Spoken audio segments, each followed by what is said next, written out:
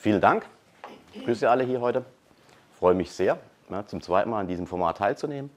Bietet mir persönlich immer wieder wirklich Food for Mind, wo ich neue Ideen mitnehme und die dann meistens sogar in unserem Unternehmen umsetze, wo ich neue Kooperationen kennenlerne, wo ich sehe, wie man Best Practice umsetzt heute. Nochmal ganz kurz, ich möchte die RENA vorstellen und dann werde ich ein paar Anwendungsbeispiele, Themen anschneiden und hoffe, dass Sie da auch etwas mitnehmen können für Ihre Unternehmen, für Ihre Produkte, für Ihre Anwendungen. So. Heute sprechen wir kurz über die RENA, dann explizit über unsere digitale Reise und wir wollen noch ein paar Ergebnisse und Highlights heute zeigen. Zu den Ergebnissen und Highlights wird der Luis nachher sprechen. Was macht denn die RENA und woher kommen wir, was sind wir? 1993 gegründet in Furtwangen. Das war eine Hochzeit, glaube ich, noch so in Deutschland von der Halbleiterei. Dort hat der Firmengründer damals sein Studium in Furtwangen an der Universität abgeschlossen und kam mit dem Semiconductor-Business in Kontakt und hat beschlossen, aus dem Nichts in diese Industrie hineinzuwachsen. Das hat er gemacht. Also uns gibt es jetzt über 30 Jahre. Wir sitzen im Schwarzwald, für die, die sich ein bisschen in der Bundesliga auskennen, nicht weit von Freiburg. Ja, die, wo Eishockey spielen, die kennen vielleicht Villingen. Ja. Wir sind genau in der Mitte, oben auf dem Berg. Auf 1000 Meter liegt unser Headquarter. Stimmt nicht mehr ganz. Ja, leider erwischt auch uns die derzeitige wirtschaftliche Lage. Wir sind etwas weniger als 1000 Mitarbeiter mittlerweile, aber immer noch eine recht große mittelständisches Unternehmen. Wir haben im Service mehr als 100 Mitarbeiter, die sind weltweit verteilt und mit diesem Team servieren wir die komplette Bandbreite aller unserer Produkte. Umsatzzahlen, wir pendeln zwischen 120 und 220 Millionen. Die letzten Jahre sind geprägt davon, dass wir eigentlich ein gutes Brot- und Buttergeschäft haben und dann immer wieder einen Überschwinger haben, dass wir riesen Monsterprojekte bekommen. Dieses Jahr warten wir auch wieder auf sowas. Kommen die noch rein, dann sind auf einmal 240 Millionen Projekte da, die sind global dann abzuwickeln. Das schafft unsere ganze Organisation nur auf der Grundlage, dass wir Remote-Service haben, dass wir digital vernetzt sind und dass wir miteinander arbeiten können. Das meine ich genauso, wie ich sage. Die hat diese Reise, die der Bernd vorhin angesprochen hat, war nämlich in den letzten Jahren das Rückgrat, dass wir uns überhaupt weiterentwickeln konnten. Während Corona unter anderem. Es sind weit über 3350 installierte Systeme. Wir haben es mal aus verschiedensten Quellen zusammengesucht, es müssten 10.000 sein, aber davon lebt so wenig. Das ist recht schnelllebig, einiges ist einfach in Kanäle verschwunden, wo wir es nie wieder finden, manches taucht wieder auf, so letzte Woche wieder. Eine Anlage, die ich persönlich kenne, weil ich da sehr, sehr viel Herzblut reinstecken durfte im Silicon Valley, taucht in Indien auf. 3350 Anlagen und Systeme sind weltweit noch aktiv, relativ viel. Ja. Ich glaube, wir können uns schon als ein Technologieführer oder Partner bezeichnen in dem Thema Nasschemie. Sollte ich mal vielleicht erklären, was denn Nasschemie ist? Nicht so ganz so einfach. Es geht am einfachsten über die Produkte. Wir sind in Segmenten aufgestellt. Wir machen für die Halbleiter, für die Semiconductor sehr viele Anlagen. Auf diesen Anlagen wird zum Beispiel jemand von euch, der mit dem Auto hier ist, der hat einen Katalysator wahrscheinlich an Bord. Dieser Katalysator muss in irgendeinem Prozessschritt nimmt er Signale auf, hat Messsensorik drin und da steckt zum Beispiel ein kleiner Schritt, den der RENA mitgemacht hat. Da wird geätzt, einmal dieser Halbleiter und der läuft fast weltweit, jeder Katalysator über 1, 2 Anlagen, die weltweit verteilt sind, von einer Firma in der Nähe von Stuttgart. Findet sich überall, Semiconductor sonst noch, in klassischen Chips. Ja, vorhin haben wir mal Intel gehört, Infineon, all das. Ja, irgendwo wird auf jeden Fall in einem Prozessschritt in der langen Kette eine RENA-Anlage drin gewesen sein. Semi-Wafer. Es ist eigentlich die Vorstufe für die Semikontaktor. Erst wird mal ein Wafer prozessiert. Da reden wir von unglaublichen Wertschöpfungsketten. Semi ist ja Sand. Ja. Wenn dann irgendwann mal ein Chip draus ist, weiß jeder, was sich da so entwickelt hat. Und auf so einer Scheibe, das sind 300 mm, so groß, ja, sind 10.000 Chips drauf. Entsprechend, ja, je weiter die Veredelung von diesem Sand stattgefunden hat, ja, da wird poliert, da wird beschichtet, da werden elektrische, physikalische, alle Eigenschaften von diesem Sand gestaltet. Wehe, wir tun da was falsch, verkratzen diese Oberfläche, dann haben wir natürlich richtig Alarm. Sauber müssen wir auch sein, das sind so die maschinenbautechnischen Herausforderungen, die sind an dieser Stelle im Semi-Wafer-Bereich extrem. Qualifizierungsphasen von Anlagen von bis zu einem Jahr, das ist schon auf Medizinniveau oder auf irgendwelchem Aero, whatever. Seit einigen Jahren machen wir auch was Neues, Glas und Panel, überall um uns solche Panels. Da sind wir nicht drin, das ist groß und das ist einfach, das benötigt uns eigentlich nicht. Aber wo wir stark drin sind, ist hier. Jeder, der so ein berühmtes Apfeltelefon hat, ja, der darf sicher sein, dass die Rückseite ja, über die RENA-Anlage prozessiert worden ist. Dort werden Eigenschaften verändert, dass diese Widerstandsfähigkeit vom Glas gegeben ist, dass wir Fügetechniken, die so früher nicht möglich waren, überhaupt machbar sind und Qualitätsprüfung. So, Solarzellen, eine PV-Anlage hat auch jeder auf dem Dach. Ja. Da ist es auch so, unser Wettbewerb verschwand vor etlichen Jahren aus Deutschland. Alles, was an Solarzellen weltweit produziert hat, hat mindestens 2 Prozessschritte, wo eine RENA-Anlage drin ist. Ja. Das heißt also, wer was auf dem Dach hat, der hat auf jeden Fall RENA-Insights. Ja.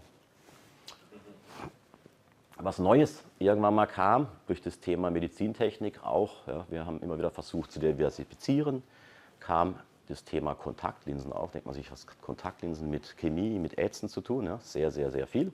Da gibt es Prozessschritte, wo man auch reinigt. Wir reinigen viel und die erfordern auch wieder eine maschinenbautechnische Neuerung. Das gab es so nicht, dass man mehrere Schritte zusammenpasst. Da bauen wir also Kontaktlinsen für ein führendes Unternehmen hier in der Nähe von Frankfurt. Sehr, sehr spannend. Ja. Von hier die Reise bis zur Medizin, die hat man sich vor 30 Jahren keiner vorstellen können. Wenn ich zu schnell bin, Hand heben, ja. Zu langsam auch. Bei Rückfragen nie, ja. Erst später. Also, jetzt geht es zur digitalen Reise vom RENA Service. Ja, Bernd, du hast gesagt, ich war mal eine Zeit lang weg. Ja. Dann kam ich vor 7 Jahren wieder und stellte eigentlich fest, dass wir einen super reaktiven Service haben. Ja. Vorhin habe ich mal so ein Bild gesehen gestern mit der Basic Service haben wir da gemacht. Ja. Mir sehr, sehr bekannt vorkommen. Und als ich kam, fing es an. Da kam ein Großauftrag nach dem anderen. Und wir haben keine Chance mehr gesehen, das mit dem klassischen Servicemodell abbilden zu können. Wenn der Kollege aus der Software-IT ja, einen guten Tag hatte, dann hat er es geschafft. Ja. Aber nur, weil er mich mochte, ja, mich persönlich, eine Remote-Verbindung herzustellen innerhalb von einem Tag. Wenn er stinkig war oder nicht da war, dann gab es kein Remote. Das war genau das Thema. Ohne Softwareabteilung, ohne einen Mitarbeiter, der, jetzt haltet euch fest, ein wunderbares trojanisches Pferd gebaut hatte. Ja?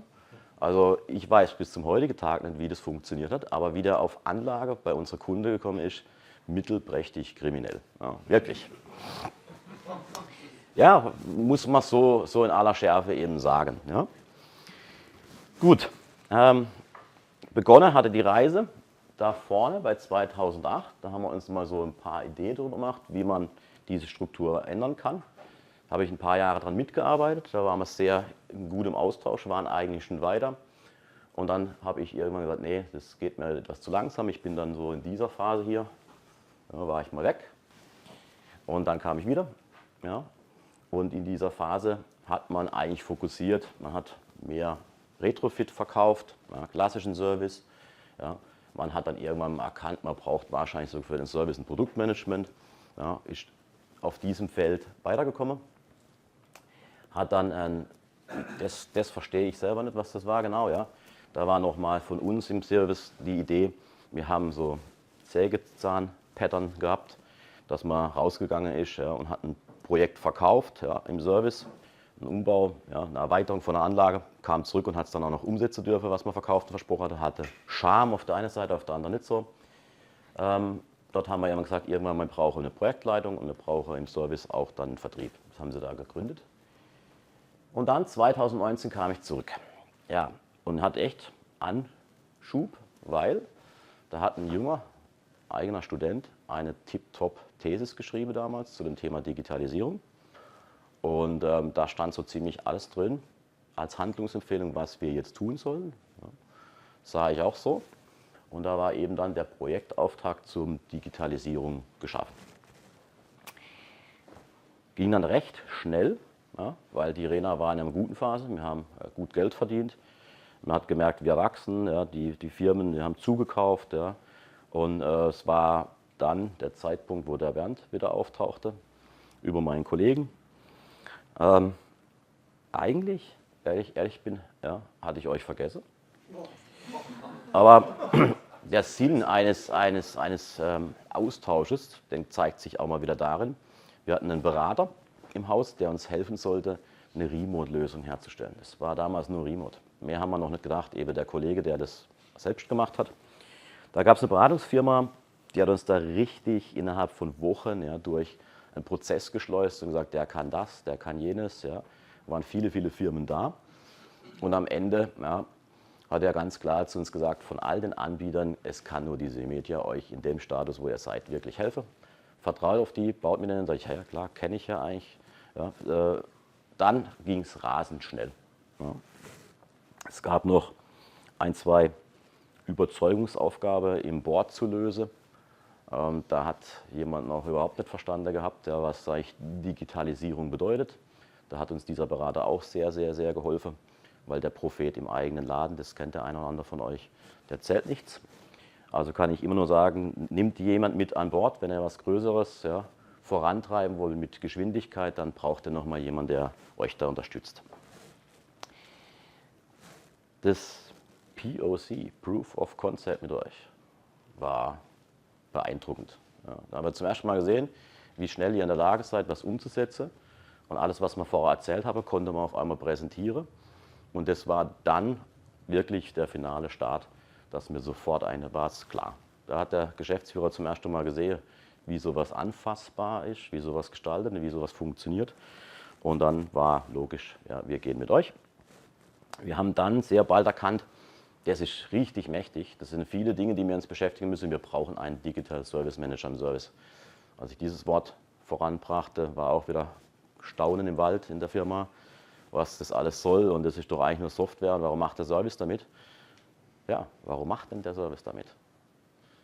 Also ich bin überzeugt davon, ja, dass wenn wir einen guten Service draußen bieten, dem Kunden helfen, ja, über Partnerschaften, über unser eigenes Produkt, über unseren Service, über unser Know-how, das Teilen, dass dann der Kunde einen sehr, sehr hohen Mehrwert hat, ja, und erfolgreich auch wieder bei uns kauft. Ja. Deswegen machen wir das. Und wenn man im eigenen Hause manchmal nicht den Fokus, ja, hat oder nicht die Unterstützung bekommt, dann muss man das einfach auch selbst machen. Und bei uns haben wir gesagt, wir brauchen den digitalen Service Manager, der sich komplett um alles kümmert bei uns selbst im Team. So haben wir dann die Möglichkeit, in Bereiche reinzugehen, die wir anders nicht erschließen können. Ja, 22 haben wir dann erkannt, ja, ist toll, wenn man so eine Lösung hat. Klasse, funktioniert alles, wir waren verbunden, aber wir haben erklärt, jedes Mal müssen wir das Produkt von Neuem erklären. Also haben wir gesagt, wir brauchen ein Produktmanagement dafür, um die digitalen Produkte, die wir entwickeln wollen, ja, auch wenn sie noch so klein sind anfangs, erfolgreich zu vermarkten. Ja, man muss sprechen darüber, man muss die Worte finden, man muss die Leute treffen, ja, bei ihren Problemen. Haben wir da auch eingeführt, Produktmanagement, speziell, ja, für die Digitalisierung.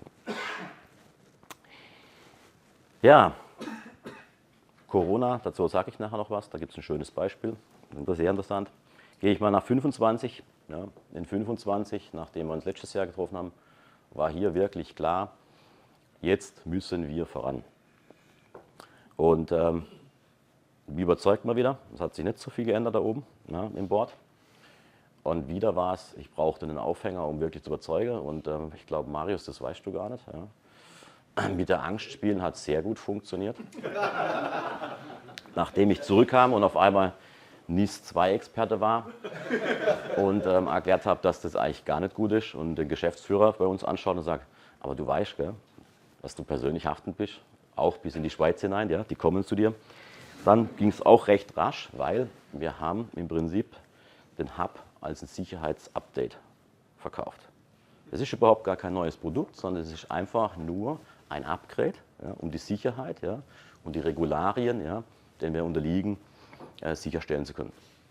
Vielleicht auch mal merken, ja, für jemanden, der noch auf der Hardware unterwegs ist, ja, und nicht in die Cloud wandert, ja, warum man das braucht. Ja. Für uns war es genau exakt dieser Punkt. Sie haben verstanden, es geht gar nicht mehr darum, der Alpha, Beta, was auch immer, Kunde zu sein bei euch und das zu entwickeln. Es geht darum, es gibt gar keinen Weg daran vorbei, in die Cloud zu gehen. Ja, auch letztes Jahr, interessant, deswegen komme ich so gern. Ja. Habt ihr hier der Firma Innosoft, ja, die Plattform gegeben, hat mir wieder erklärt, wie man super Feldservice organisiert und Einsatzplanung macht. Nicht so einfach mit einer Excel-Liste, ja, 120 Leute weltweit auszusteuern. Ja. ERP-Systeme sind daran gescheitert, ja, auch da haben wir ein paar Systeme uns angeschaut, haben dann eures gefunden hier und haben entschlossen, das setzen wir jetzt im gleichen Zuge ein. Ja. Läuft. Da sind wir gerade so am Rollout, an der Implementierung und das freue ich mich extremst darauf, weil wir dann endlich mal eine Übersicht haben, wo meine Kollegen sind und ich nicht ins Office reinlaufe und sage, ach schön, Manuel, heute auch hier, wusste ich gar nicht. Ja. Das wird entscheidend gegeben. Ja. Auf der Reise geht es weiter. Ja. Nachher zum Luis, der erzählt euch was zum Thema, ja, wie man die KI-Anwendungen, ja, das will übrigens unsere Geschäftsleitung unbedingt. Muss unbedingt KI rein. Warum, wieso, weshalb? Ob wir das überhaupt schon können. Da sind wir stark gefragt. Eben merkt euch, ne, von der Excel-Liste noch nicht mehr Personalplanung, aber schon KI. Man macht große Schritte bei uns im Haus. Schauen wir uns an. Ja. Und da haben wir auch wieder gelernt, lasst doch mal jemand Jungen da drauf schauen. Ja. Wir sind auch schon wieder müde, älter und uns geht die Energie aus und vielleicht der Ideenreichtum. Die Jungen, die gehen daran. Du schreibst deine Arbeit dazu. Und dann wirst du hoffentlich in die Umsetzung davon kommen. Ja. Davon gehe ich stark aus. Gut.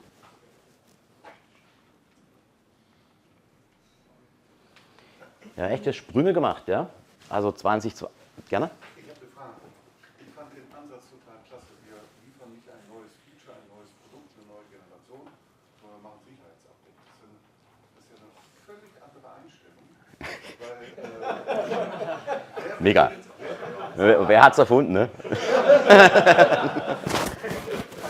will denn als Kunde sagen, nö, das Sicherheitsupdate macht Kannst du nicht nicht. No chance. Ja, aber die Idee kam hier. Ich kann es nur so sagen. Ich saß zu Hause, hatte keine Idee, wie ich da wieder überzeugen soll. Kostet ja Geld. Brauchen wir das? Ja, wir wollen lieber der Late Follower sein als der Early. Und dann sage ich, ist gar nicht mal die Frage. Also nehmt das mit. Das war wirklich so, wie du erklärt hast, ja, Marius, ja, wo um was geht. Hey, das ist logisch. Ja. Gut, 2020, ja, die Sprünge, genau so ist es, ja. Mit Rena Connect, das ist das SP1, haben wir das erste Produkt, ja, gleich mit Marketing eben versehen. Das hat ein gutes Fundament geschaffen, wir haben gelernt, wir haben uns auch ein bisschen Zeit gelassen, das hat alles gedauert, aber das hat im Unternehmen von unten durchgeschlagen, mehr dazu gleich. Dort haben wir auch gesagt, lasst uns mal so ein bisschen kleine Schritte machen, ja, anstatt zu springen, sind doch Sprünge geworden, finde ich, ja. Aber wir haben es umfassend in die ganze Organisation hineingedrückt, dass wir diese Produkte brauchen und dass es ohne das gar nicht geht. Und heute ist es nicht wegdenkbar. Ihr, Symedia. Dann haben wir auf der Agenda schon gehabt, Rena Analyze. Sorry. Wie viele Geräte habt ihr denn angeboten mit dem SP1 damals? Puh, also installiert haben wir, glaube ich, 500, 600 gekauft. Wir haben mal was out gekauft, irgendwann mal. Und dann sind uns viele verloren gegangen. Das war sehr schade. Weil wir waren eigentlich im Solarbusiness in China drin. Auch interessant, ne? Man kommt nicht rein nach China, auf keinen Fall. Ich komme heute noch drauf. Also das Business verkauft, ja. Und wir kommen heute noch auf die Anlagen. Netzwerkkabel steckt noch bei ganz, ganz großen Firmen, ja. Wahnsinn, ja. Wissen die aber, ja, weil der Partner, der das gekauft hat, ja, der hatte also anfangs noch Anlaufschwäche und das ein oder andere Mal müssen wir noch helfen. Ja. Insofern ist das nichts Illegales, aber für mich auch unglaublich. Ne? Ein Carve-out gemacht, Unternehmensanteile verkauft, die Software ja, mitgenommen, gehofft, dass die das auch mal machen, haben sie nicht. Und die Old Installed Base, die mitverkauft wurde, ist noch addressable durch unsere schöne Remote-Lösung. Ja. Wir haben damals gesagt, wir brauchen das in die Zukunft, um Experten zu verbinden. Ja. Wir brauchen den Experte, der weltweit sitzt, ja, der irgendwo ein Problem löst von unserem Kunde, um dieses Wissen aus seinem Kopf ja, direkt an die Anlage zu bringen, weil es nicht mehr bewerkstelligbar ist. Auch die 120 Leute, die wir mal waren, 150 mit Partnern, ja, reichen nicht aus, um überall zeitlich ja, irgendwo jemandem weiterhelfen zu können bei den Anlagen. Dann haben wir uns so einen schönen Schritt aufgemalt. Das sind übrigens die Namen, die entstanden aus der Thesis vom Lars damals. Ja. Arena Optimize bedeutet, wir fangen an, ja, digitale Zusatzprodukte zu entwickeln, ja, Daten zusammen, so leicht weit im Hintergrund immer noch und beginnen damit auch dem Kunden wirklich viele Prozessverbesserungen zu ermöglichen. Das haben wir gestern auch mal gehört. Wir beobachten Muster an unseren Anlagen, die wir so auch nicht kannten, weil wir entweder da waren oder nicht. Der Kunde hat nur ein Problem geschildert. Und jetzt können wir langsam wirklich auch durch dieses Sammeln von Informationen und Vernetzen zu allen unseren Abteilungen wirklich Mehrwert liefern. Und das Innovative, das stand auch schon damals auf der Agenda, das ist das Thema gewesen, was ist der nächste, der übernächste Schritt? Dazu das Thema KI nachher. Ja? Die These ist, gell? So.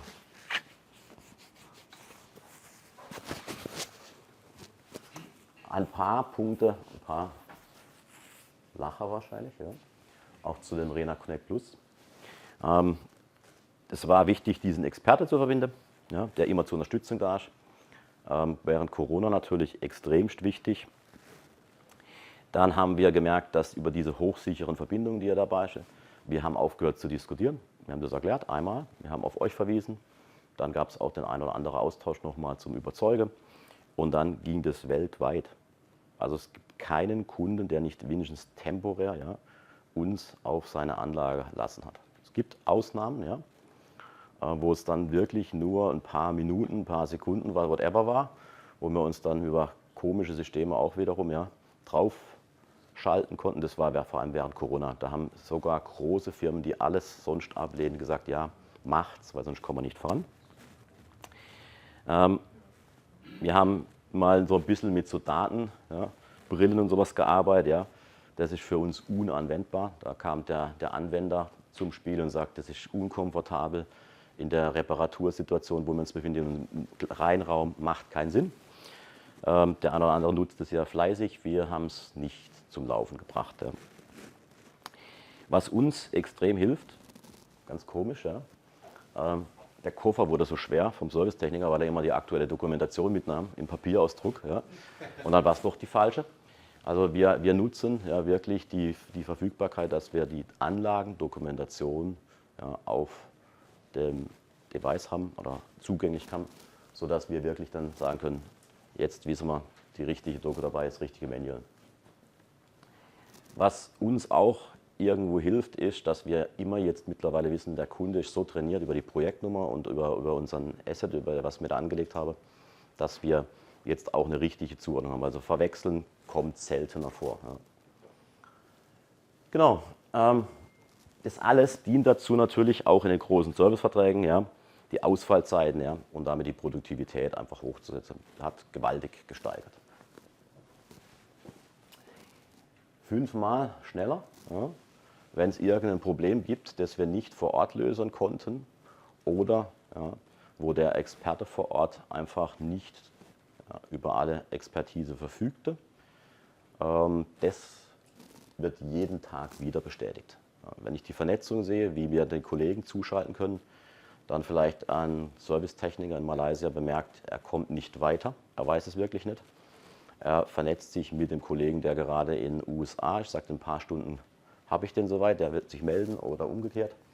Daraus haben wir wirklich dieses Netzwerk gebildet, um ja, jedes Problem viel schneller lösen. Die Lösungsrate beim Ersteinsatz, die liegt mittlerweile durch das System bei 100%. Wir sind nirgendwo mehr weggefahren und konnten es lösen. Wenn es lösbar war, es sei denn, es hat ein Ersatzteil gefehlt, das hast du nicht dabei oder der Kunde nicht da. Ansonsten, wenn wir auf die Anlagensteuerung drauf mussten über den Remote, funktioniert es jedes Mal. Ja, ist da noch?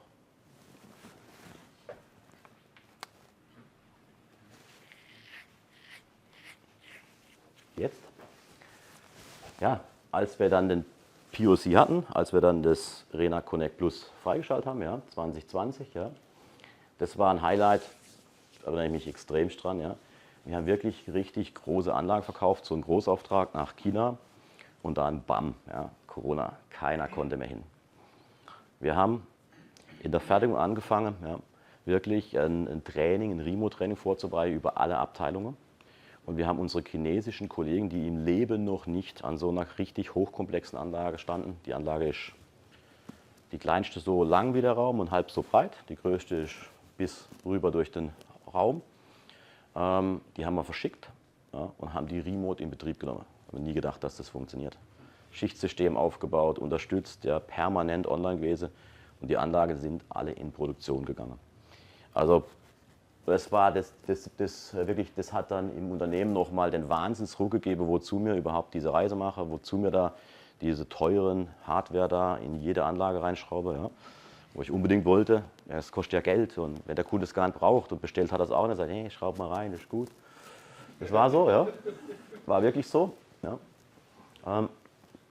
Was wir haben, ja, es ist so, es sind 140, die sind aktiv. Ja. Und über euer Lizenzsystem, was wir haben, seht ihr es ja auch, deswegen könnt ihr die Zahl kontrollieren, ja, und schauen. Immer wieder haben wir die Anfrage und dann buchen wir dazu, dann fällt mal wieder was weg. Also wir arbeiten da sehr aktiv mit, ja, das weiter zu treiben. Erst wenn der Kunde Schmerz hat, ja, richtig, dann kommt er noch einmal und dann steckt er auch wieder das Kabel rein, falls es fehlt. Ja. Genau. Ja, 22 hat der Andreas mich geschrieben, stimmt, genau. Sehr witzig. Wir hatten einen Kunden in Frankreich, der hat eine Anlage gekauft, Bottleneck-Tool, super unzufrieden mit unserem Tool. Der Service war bescheiden, wir kommen immer zu spät, ja, dann sind wir falsch aufgestellt. Alles immer schlecht mit der Rena. Nie wieder wird eine Rena-Anlage kommen. Komm, lass uns eine Box darunter schicken. Haben wir gemacht. Im Zuge von einem kleinen Umbau haben wir gesagt, wir hängen eine Box rein, vernetzt euch. Zum ersten Mal haben wir es dann sofort auf Anhieb geschafft, die Anlage in der Zeit, wo er sich vorgestellt hatte, auch wieder in Betrieb zu nehmen. Und er hat dann als erster Kunde, ja, genau, unser Rena Connect, einen Servicevertrag abgeschlossen und auch in die Rebuying-Situation sich selbst gebracht. Der kauft das für einen Standard jetzt mittlerweile. Der will nicht mehr ohne. Der will ohne diesen Remote-Service. Wir verkaufen den dort jetzt wirklich. Und ich habe auch nicht gedacht, dass es funktioniert. Und auch dort hat es sich gedreht. Ja, jetzt ist er auf einmal zufrieden, weil wir sind wirklich da für ihn. Und er hat immer wieder kleinere Probleme, wenn er einen Stillstand hat, dann kündigt er sich schon an und sagt, seid ihr da? Und so, ja, sind wir. Und dann können wir wieder helfen, dass seine Downtime, die ihm jedes Mal zum Schwitzen gebracht hat, ja, weil er dachte, hoffentlich läuft die Rena-Anlage wieder an, ja, dass das funktioniert. 2023, du erinnerst dich, ja, du warst bei der Weihnachtsfeier. Eine sehr, sehr interessante Geschichte. Es war ein Sonntag, ja, auf einmal klingelt ein Telefon. Ich sehe, das ist der chinesische Vertriebskollege, der was von mir will. Denke, was will er jetzt? Keine Ahnung, schon lange keinen Kontakt mehr gehabt. Ruft an, sagt Problem. Naja, was ist das Problem? Ja, ein Kunde, an den haben wir eine Halbleiteranlage verkauft, eine große Produktion steht. Anlage tut überhaupt nicht mehr. Sage ich, ja, und jetzt, was soll ich tun? Kein Servicevertrag, kein gar nichts. Bitte hilf. Wir haben da eine Box gehabt, die war inaktiv. Unser Digital Service Manager, André Buchert, hat innerhalb von einer Stunde die Anlage live gebracht, am Sonntag. Und am Montag, innerhalb von 2 Stunden, war die Anlage recovered. Da war irgendein Bestandteil von einer Steuerung war weg, komplett, und hat die Anlage in Lock gebracht. Der Geschäftsführer rief mich an, hat sich bedankt und hat gesagt, Dominik, 400 Leute hatte ich, ja, nach Hause geschickt zum Nicht-Arbeiten kommen, weil wir haben das Wochenende den Puffer aufgearbeitet und am Montag, wenn die Anlage nicht gelaufen wäre, hätte ich keine Arbeit mehr gehabt. Das war das Erste, ja, uns gefreut. Der hat auch einen Servicevertrag dann abgeschlossen, ja, also der weiß jetzt auch, dass wir die Verbindung brauchen. Und das Allerschönste noch ist, direkt aus dem haben wir uns gegen japanischen Wettbewerb durchsetzen können und haben an dem Ende letzten Jahres, er war das Zünglein an der Waage, ja, genau das Event, haben wir 4 große Halbleiteranlagen da verkauft, was auch ein richtig schöner, satter Millionenauftrag für uns war. Die sind jetzt demnächst in der Installation. Genau. Ja, da muss man ab und zu mal noch was über Zahlen sprechen. Gell? SLA, also Service Level Agreements, ja, Serviceverträge, ja, wer wollte es schon, gell? Also dieser klassische mit Durchschlag, Papier, ja, und Verkaufe. Ich habe mich da nie mit beschäftigen wollen, wirklich ehrlich, das war mir immer ein Dorn. Seitdem wir ein digitales Produkt haben, ja, hat sich das gesteigert, ja, von 2 auf satte 5 Millionen. Und wir sehen vor allem, dass die kleineren und mittleren, ja, den Wert erkannt haben und dass das wirklich zu einem ganz, ganz stabilen Business ist. Wenn ich jedes Jahr die Zahlen anschaue, was machen wir im Service, mit Serviceverträgen, dann entwickelt sich das konsequent weiter. Das haben wir mal gehört, keiner hat so richtig dran geglaubt. Ja, Return on Invest Rechnung musste ich auch noch machen bei der SP1, was ein Chaos. Ja. Aber das greift. Ja. Und wenn du halt natürlich einen Service hast, dann hast du natürlich auch noch das Beigeschäft einfach durch die Ersatzteile. Das läuft automatisch. Ja. Was habe ich noch? Nichts mehr, außer dich vorzustellen. Jetzt hoffe ich, dass du uns einen spannenden Einblick noch geben kannst, in was du gerade schreibst. Danke. Sehr gerne. Auch nochmal.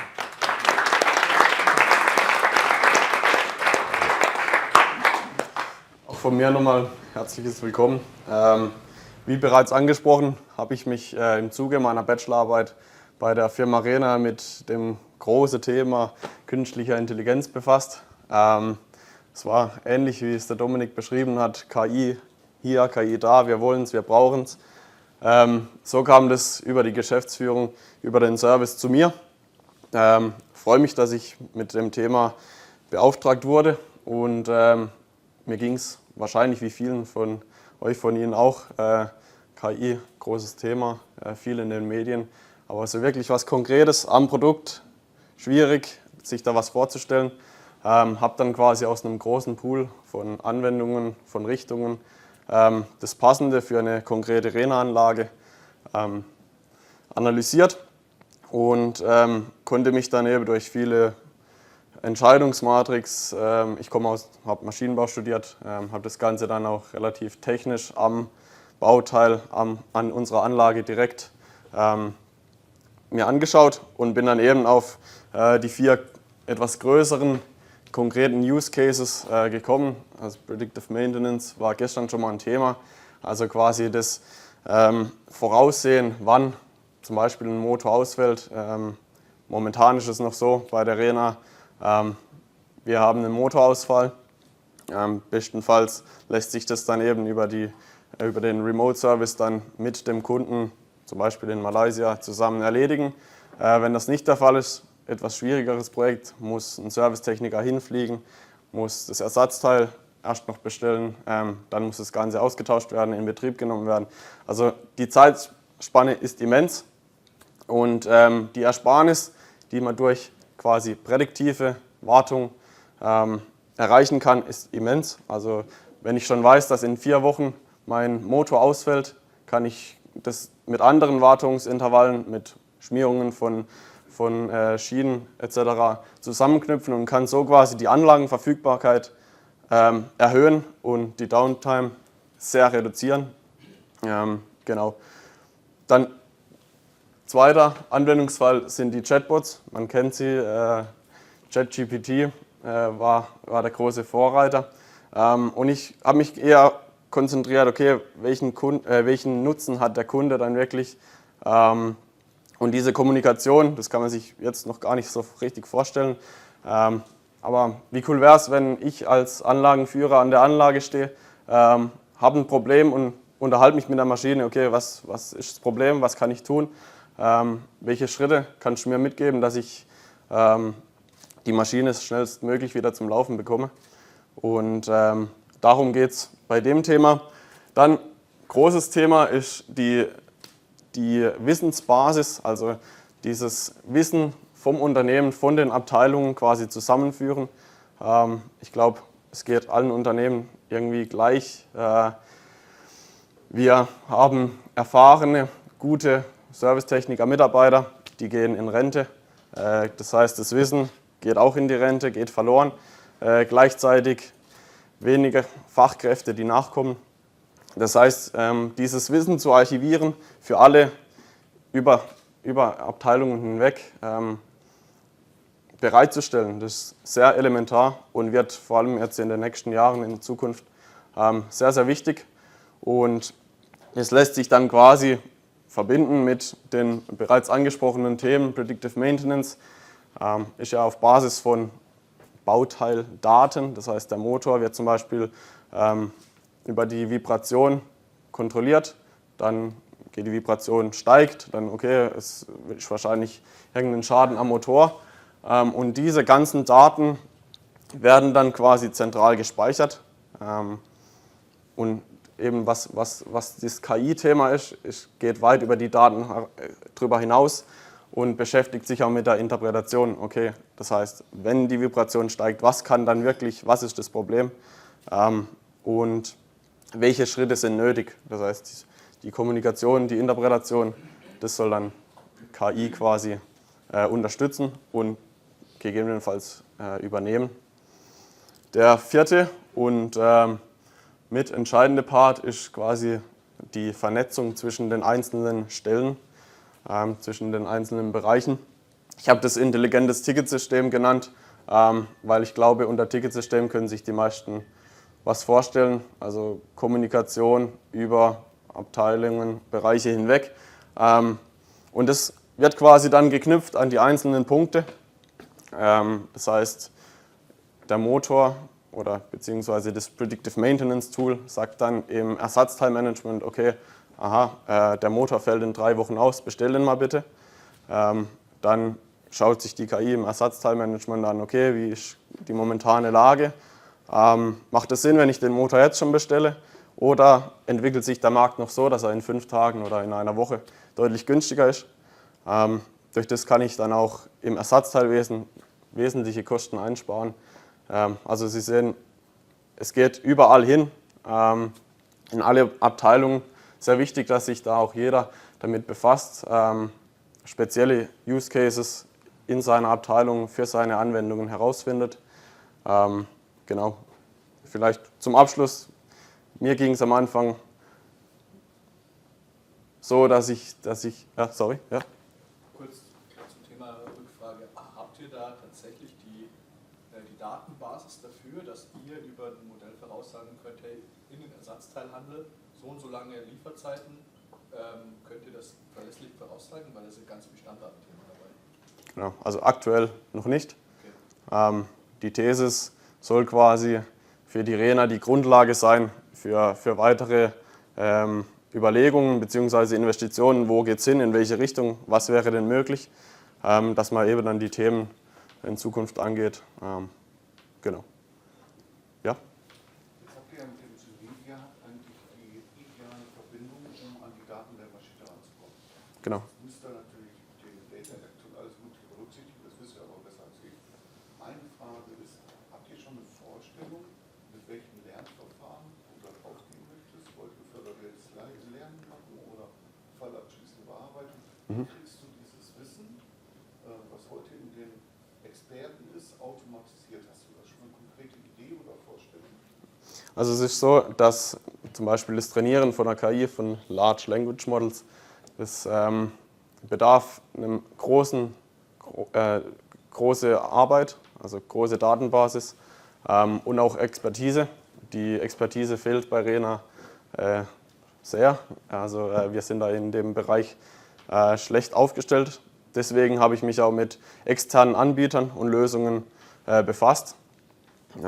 Und da wird eben oft angeboten, dass zum Beispiel Siemens bietet eine Komplettlösung mit vom Sensor, den du an den Motor anbringst, der Daten sendet, über den Edge-Device bis hin zur Auswertung und einem Chatbot. Also da gibt es auch Komplettlösungen schon. Wenn das RENA selber entwickeln will, und so ist eigentlich RENA, dass man das Know-how sich selbst aufbauen möchte, bedarf es aber eben noch der guten Datengrundlage und erheblichem Knowledge-Aufbau. vor allem in der IT. Genau. Also das heißt, die Entscheidung ist noch nicht gefallen, wie das letztendlich Nee. Konzept ist. Nee. Ihr seid auch mittendrin. Ja, und auch da schon die Strategie ist wie folgt, bevor sie wieder alles selbst bauen, ja, in der Konstruktion, ja, wo du ja auch mal hin wolltest. Jetzt bist du im Service gelandet. Wir fragen dann jemanden, der es besser wissen könnte, weil hier sitzen schon einige, mit denen man reden kann. Das so werden wir es wieder tun, aber wir müssen ja wieder plastisch machen, warum wir das tun. Ich habe ein richtig gutes Beispiel hier für Predictive Maintenance. Ja. Wir werfen gerade 300.000 € in den Container, ja, an Ersatzteilen, die wir für ein Projekt in ein Konsilager auf unsere Kosten liefern durften. Warum war der Vertrag geschrieben? Haben wir gemacht. Ja.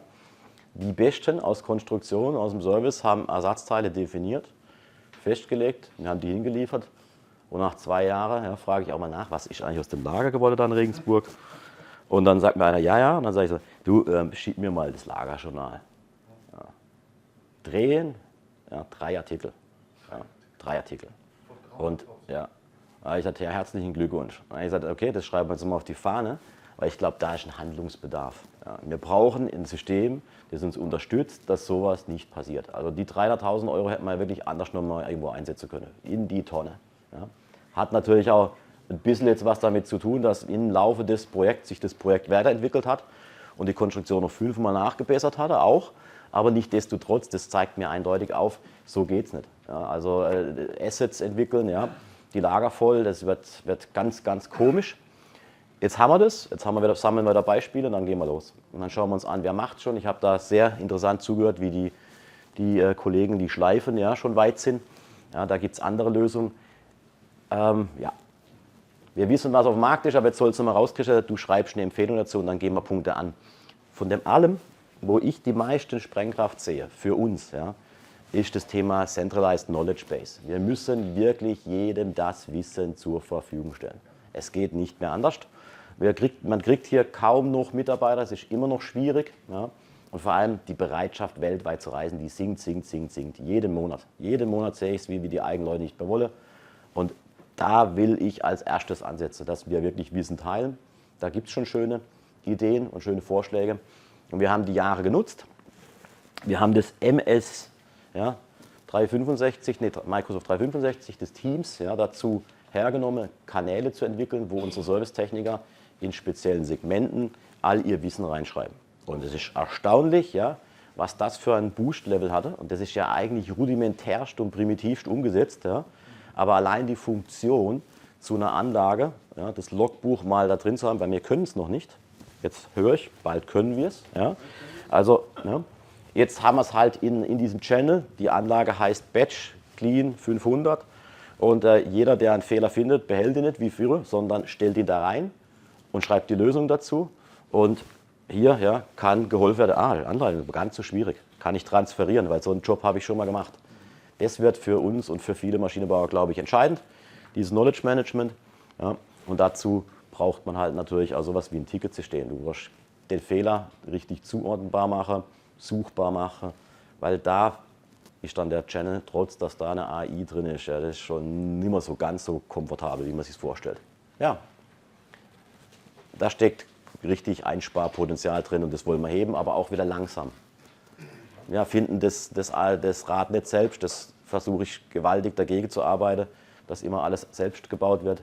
Lieber mal jemand frage, der es schon gemacht hat. Ja. Und die haben nämlich eine Lernkurve alle hinter sich, die gemeint haben, man macht einen Sensor an einen Motor und dann wird es super. Ja. Und dann wird nämlich genau gar nicht, weil dann kommt genau das Thema, ist wirklich der richtige Motor eingebaut? Nee, ja. Die Verheiratung mit ERP-Systemen, zugekaufte Firma, herzlichen Glückwunsch, kann ich dann sagen. Das ist nichts, was man einfach macht. Deswegen darfst du dich damit schön weiter beschäftigen. Ja. Haben wir die Zeit überzogen, wie immer, oder? Nein, noch nicht. Alles super, alles super. Seid ihr fertig? Fast. Ach, was? Eigentlich nur noch vielen Dank für die Aufmerksamkeit. Und hat Spaß gemacht. Super, sehr gut. Nimm dir dein Geschenk ab. Habe ich es dann doch am Start. Zum richtigen Zeitpunkt aufzustehen und zu. Mega. Danke dir. Danke. Ja, vielen Dank. War mir ein Fest, euch zuzuhören. Ich wusste, dass es so wird. Ich habe noch ein bisschen hier. Ja, sorry. Noch Fragen. Ja. Ja, also bitte, schieß los. Ja, hinten kommt schon einer. Ich hätte tatsächlich eine Frage. Erstmal danke für den guten Vortrag. Sehr spannende Themen dabei natürlich. Die Frage ist, habt ihr eigentlich mit dem automatischen Bestellen, wollt ihr das nur intern erstmal nutzen oder sagt ihr dann auch tatsächlich, dass man es über Kunden, sagen wir so, dass die Maschine vor Ort vom Kunden dann im Prinzip weiß, okay, ich muss jetzt den Motor neu bestellen, weil er halt Verschleißgrenze erreicht hat und dann im Prinzip automatisch eine Bestellung bei euch eingeht über dieses Bauteil zum richtigen Zeitpunkt plus den Austausch. Also habt ihr das schon mal getestet, ob der Kunde überhaupt dafür aktuell bereit ist? Ja, beantworte ich anders. Wir sehen gerade auf der Beschaffungsseite bei unseren Kunden Folgendes passieren. Die haben null Interesse mehr und auch null Kappa und Kompetenz, das selbst zu machen. Die sourcen das aus. Ja? Und es tauchen hier riesen Firmen auf, die sich beschäftigen, das richtige Ersatzteil an den Mann zu bringen. Das tut uns Maschinenbauer weh. Ja? Und aus dem Grund werden wir genau das vorantreiben, dass die Identifikation, ja, dieses Klicken und andere Kunden kauften auch, ja, genau dieser Amazon-Gedanke, der muss kommen. Das muss da rein und die Richtung muss gehen. Die Maschine meldet was und dann ist es mir ehrlich gesagt auch manchmal echt egal und es ist akademisch, ob der Motor noch 5 Tage länger hätte laufen können. Da muss eine Meldung kommen, eine Empfehlung kommen und dann klickt der Kunde, weil der hat ja Angst. Ja. Weil Sie als Produktionsleiter, Sie sind verantwortlich, wenn die Meldung weggeklickt worden ist. Das ist der Weg vorwärts. Und auch die Margen sind mittlerweile so, wir bauen zentrale Lager auf über einen Logistikpartner in Zukunft. Wir werden kein Lager mehr haben, kein Servicelager mehr, wir sourcen das aus an einen Flughafen Hub ran, da gibt es ein Logistiksystem und dann muss das automatisiert erfolgen. Beantwortet? Ja, danke. Ja. Habt ihr bei den Serviceverträgen irgendwas geändert im Modell, wie ihr an die Kunden angegangen seid? Der Preis verdoppelt. Habe ich gelernt vom amerikanischen Kollegen, setzt einfach mal den Preis hoch. Haben wir gemacht, dann gab es einfach Diskussion, warum das jetzt teurer wird. Und sagt, ja klar, weil da ist ja mehr drin. Und schon hatte ich die Plattform zum Erklären, was denn mehr drin ist, der Mehrwert. Und allein schon mal das Produkt zu beschreiben. Wir haben mehrere Level, das hat wahrscheinlich jeder. Und es ist jetzt wirklich so viel da reingeflossen und immer wieder kommt Neues dazu. Ja. Das beste Beispiel ist dieses, was ich gestern mal am Tisch erzählt hatte. Ja. Wir haben aus eurem Produkt, der Symedia, da gibt es ja eine Lesemöglichkeit, die haben wir jedem Kunde eingeräumt. Und auf einmal fand er das ganz cool, dass er ja eigentlich auch im Büro sitzen könnte. Und wir haben da ein Service-Level noch draufgesetzt, wenn du auch im Büro sitzen möchtest und wissen möchtest, was auf der Anlage geschieht und auf der Anlage dann auch was verändern, ein Rezept verändern, dann musst du schreiben können. Und haben da wieder ein Produkt daraus entwickelt. Und genauso setzt sich Schritt um Schritt um Schritt weiter. Und wir haben jetzt noch Ideen, dass zum Beispiel eine Kollaboration, die ja da ist, ja, auch kommerzialisiert wird. Der eine Kunde hat keinen Servicevertrag und fragt ständig unsere Prozessabteilung, ja, nach, ob sie helfen kann bei dem Prozess hier, da läuft was weg. Da sage ich, ja, ihr macht das immer noch. Wir haben seit einem halben Jahr Abnahme von der Anlage, was ist eigentlich los? Die haben gar nicht bemerkt, dass wir eigentlich im anderen Modus sind. Und deswegen das Trichtern, dass alles über ein Ticketsystem reinkommt, ist uns in Zukunft wichtig. Dann sehen wir es und dann können wir immer gucken, hängt da Euro dran. Ja? Und so entwickeln wir die Serviceverträge permanent weiter. Gab es früher gar nicht. Der Prozessler hat einfach ein halbes Jahr lang daran gearbeitet, bis das irgendeiner mitbekommen hat, dass er gar keine Projektnummer hat dafür. Ja, sind die Kosten weglaufen. Ja. Also da gibt es kleine Dinge. Aber gibt es da bei euch auch Kunden, die dann, wenn ihr eine neue Anlage verkauft, dann sagen, nee, Serviceverträge brauchen wir nicht. Gibt's. Wirklich? Lernen durch Schmerzen. Unsere Anlagen sind so komplex, dass keine Anlage ohne Service läuft. Das ist leider so. Man könnte es auch als Fehler bezeichnen an der Anlage, ist nicht so. Hier wird gerade zum Beispiel bei dem Thema Glas, das ist ja, da ist der Rand der Physik komplett erreicht. Eine 170 Grad heiße Lauge zu pumpen, das ist fast nicht möglich. Die Anlage wird das alles so nicht hinkriegen. Wir haben was erfunden, Verschleißteile, ja, und auch Ersatzteile, die ohne Gewährleistung laufen. Wenn wir sagen, funktioniert nicht. Die Pumpe wird definitiv aufgeben, wir wissen noch nicht wann. Die Dichtung erhaltet das auch nicht aus. Wir haben es wartungsfreundlich designt, die Anlage. Ihr müsst euch darauf einstellen, dass ihr immer wieder massive Crashs fahrt an der Anlage und massive Downtime habt. Aber das Produkt macht es wert. Vielleicht kommen wir irgendwann mal dahin, dass und die kommen dann später. Ich bin ja auch in der Surftech, in der Maschinenbau. Das heißt, wir machen auch Gewährleistung und Support. Für uns ist immer, wir können uns im Support nicht so blöd anstellen, dass wir keinen Gewinn machen, solange die Maschinen verkaufen. Das ist hart. Also, es stellt sich bei uns, glaube ich, gar nicht die Frage, ob der Support dazu genommen wird. Das ist immer Bestandteil bei euch, ne? Genau, ja, der ist immer dabei. Ideale Situation. Ja, genau. Christian? In anderen Industrien hat man Schwierigkeiten, Predictive Maintenance Lösungen zu verkaufen. Man hat eigentlich gelernt, dass Predictive Service zu verkaufen ist schwierig. Viele Leute machen das aber über Leistungsgarantien. Das heißt also, du garantierst deinen Kunden nach Verfügbarkeit oder wie auch immer und die kannst du sogar noch absichern über einen Versicherer. Trumpf ist ja ein tolles Vorbild. Habt ihr auch solche Ideen schon, dass ihr jetzt sozusagen aus dem Service ins Geschäftsmodell wächst sozusagen? Auch, da haben wir auch wieder unterhalten. Ja, ich komme aus den USA zurück, der Kunde, ja, der hat die Challenge, dass er einfach kein qualifiziertes Personal beibringt. Das hat uns dazu so ein Jahr in Betriebnahme geführt, auf unsere Kosten. Aber wir wollten es, haben wir durchgezogen. Jetzt läuft es stabil. Ja, warum? Weil ein Kollege immer noch vor Ort ist und den SLA ausführt. Und das nächste, was wir diskutieren haben, ich brauche noch mehr Hilfe von euch zum Unterstützen, dass wir auf die Anlage noch besser kommen, noch Ideen entwickeln. Wir wollen ein Betreibermodell entwickeln. Und das wird dort zum ersten Mal ziehen. Weil dort sehe ich es, die kommen nicht auf die Beine. Die haben keine Chance. Also wenn man über Fluktuation redet in den USA, wir haben selber die letzten Jahre 10, 15 Kollegen eingestellt, 100% Fluktuation, hat überhaupt keinen Wert. Das ist echt traurig, hoffentlich keiner nicht falsch verstehe. Ja. Das geht nicht, wenn man in hochkomplexer Technologie unterwegs ist. In den USA wird es sehr, sehr schwierig. Und da bauen wir jetzt auch wieder das Netzwerk, das Knowledge Management auf. Dann habe ich endlich eine Chance. Ja. Das heißt, ihr denkt über Wet Processing as a Service nach. Geil. Und das kommt. Aber ich sehe, dass die ganzen, die jetzt hier was entwickeln, das ist kaputt. Ja. Vorhin haben wir es gehört, wieder mal was in Deutschland aufbauen. Ja. Und es muss in den USA aufbauen. Die USA sieht sich selbst als das Chipsland. Da schauen wir mal rein, was mit Intel gerade passiert, oder? Also das ist ja unvorstellbar. Ja.